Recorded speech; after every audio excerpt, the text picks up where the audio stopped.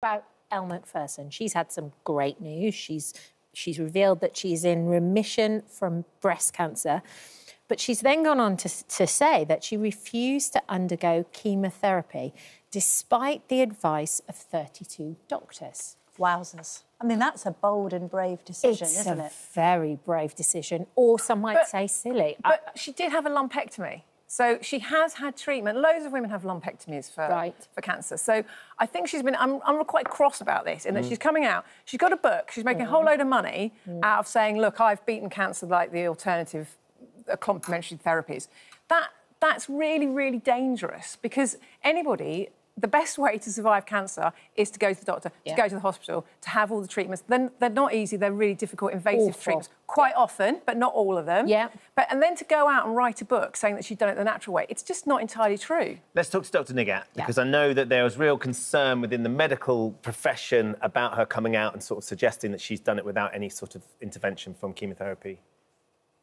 Yes, there is, because this is something that comes through my doors as a GP as well. If we look at breast cancer, there is a set clear guidelines and treatment plans.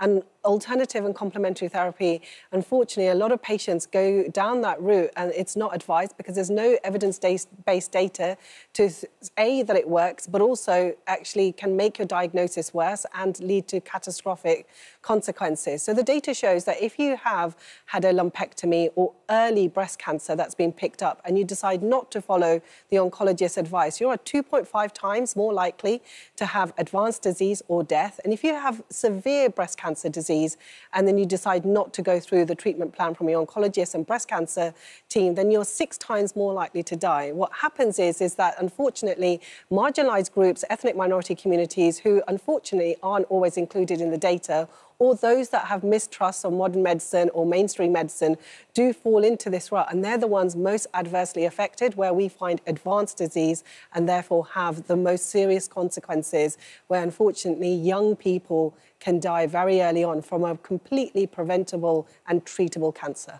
She said, Camilla, to one of the Australian magazines, was saying no to standard medical solutions was the hardest thing I've ever done in my life, but saying no to my own inner sense would have been even harder.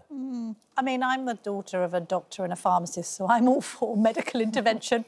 I think the problem here is she reserves the right to have herself treated in any way she wants to, and there are some cancer patients that do reject chemotherapy. Whether it's sensible for her to be appearing to promote that approach, not least in light of what Dr. Nigat and others are saying, I think this is dangerous if it's then... Because also, by the way, when she had this kind of 360 holistic treatment, it sounds as if she paid a lot of money for it, that there were several, in inverted commas, experts involved. You know, you wouldn't want this message to get to somebody who didn't have that wealth, who's then thinking that they can treat it with some vitamins and some positive thinking and some mindfulness. So that's where this gets dangerous. All of the coverage was mentioning the fact that she had this relationship with Andrew Wakefield, who was the guy who questioned all of the MMR stuff and then was widely discredited. Wow. And is there a bit of hocus-pocus involved here? It's probably a bit harsh because she's her own woman. But what he did was terrible when you think of like how MMR vaccinations dropped, and that cost so many lives. Yeah, it's interesting. Even the name of her memoir is Life Lessons and Learning to Trust Yourself.